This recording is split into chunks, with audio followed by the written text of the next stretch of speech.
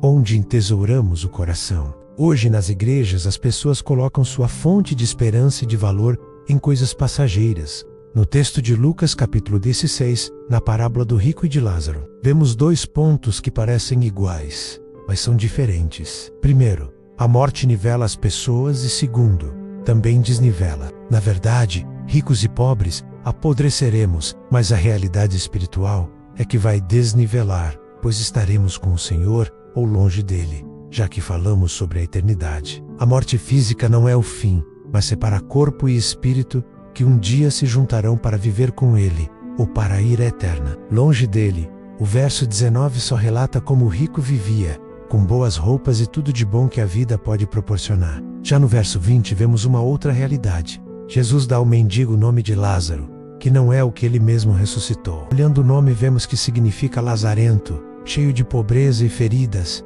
Mendigo, vemos que os cães lambiam suas feridas. Hoje vemos essa realidade, pois muitos nem conseguem se levantar do chão nas ruas em que dormem, bêbados, drogados. O verso 22 nivela os dois e diz que eles morreram, e esse nivelamento não está somente na Bíblia, mas é visível. Muitos vivem pelo e para o mundo e esquecem que seus dias estão, como no Salmo 139, todos escritos, quando nenhum havia ainda. O livro de Hebreus também nos diz que cabe ao homem morrer apenas uma vez, vindo depois o juízo. A morte é real e nivela a todos, motivo por que devemos pensar no que vem depois. Nesse sentido, Jesus nos conta antes duas parábolas. Em uma delas ele diz: aquele que se preocupava em guardar seus bens, louco, esta noite pedirão tua alma, e seus bens ficarão para quem? Em outra ele nos fala de sepulcros caiados, túmulos bonitos, mas que têm dentro a mesma podridão. Os regalos da vida, os banquetes,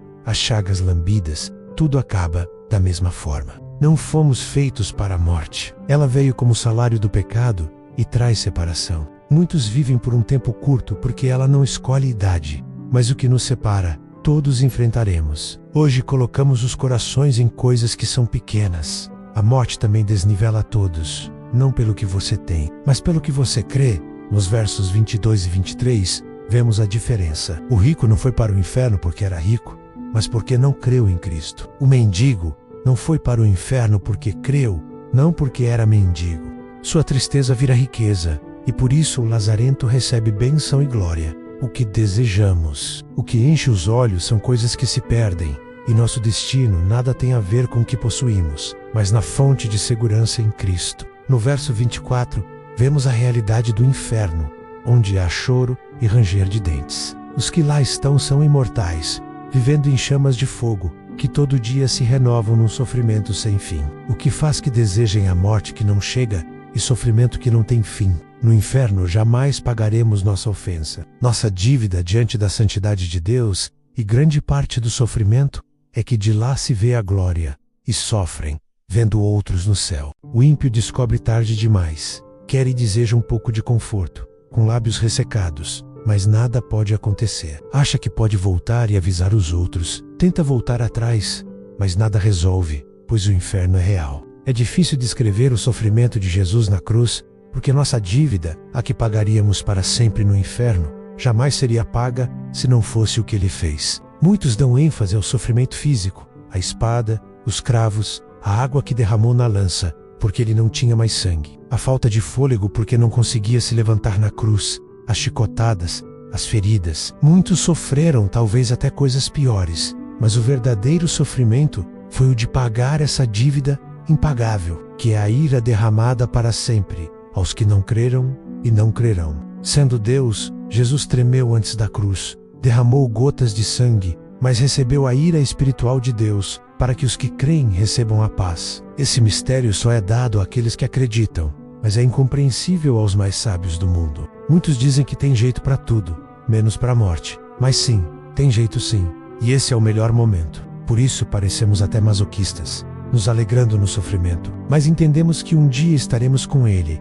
recebidos na glória, no céu, em paz, levado por anjos. Nossa ardente expectativa. A igreja antiga meditava mais sobre o céu, lembrando da alma cansada sendo chamada num lindo dia, com saudade do que não viu. Hoje, quando nos agarramos às coisas daqui, perdemos a noção dessa glória, e já não cantamos mais Maranata. só nos acostumamos com as coisas do agora, coisas que vão passar num estalo de dedos. Portanto, não há uma segunda chance, apenas o juízo. Não um juízo injusto, mas um justo juízo que abomina o pecado. Entenda que o inferno é real. Nos versos finais vemos que nada convence o incrédulo. Jesus fez muitos milagres em Cafarnaum e em outras regiões, mas o povo não se converteu, buscando até hoje falsos evangelhos. O rico e outros dizem que se alguém ressuscitar eles creem, mas mesmo diante dos sinais de Jesus, eles não creram. Só queriam o extraordinário, mas não entregavam suas vidas. Muitos dirão: Senhor, em teu nome fiz tantas coisas, e dentre elas, citam 3,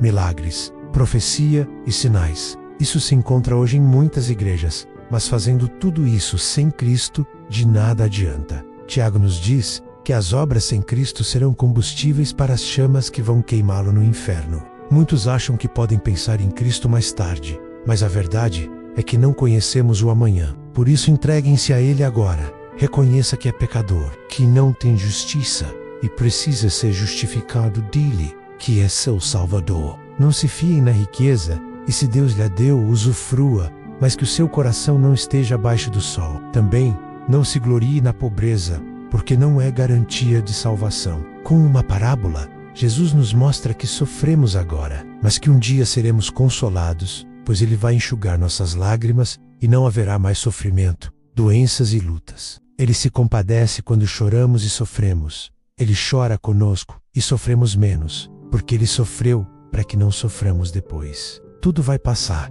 e Ele sorri porque sabe o que lhe custou para andarmos em novidade de vida. Portanto, a riqueza tem nome: Cristo, o Salvador. Louvemos o Rei da Glória que vive e reina, e que esperamos sua volta. Amém.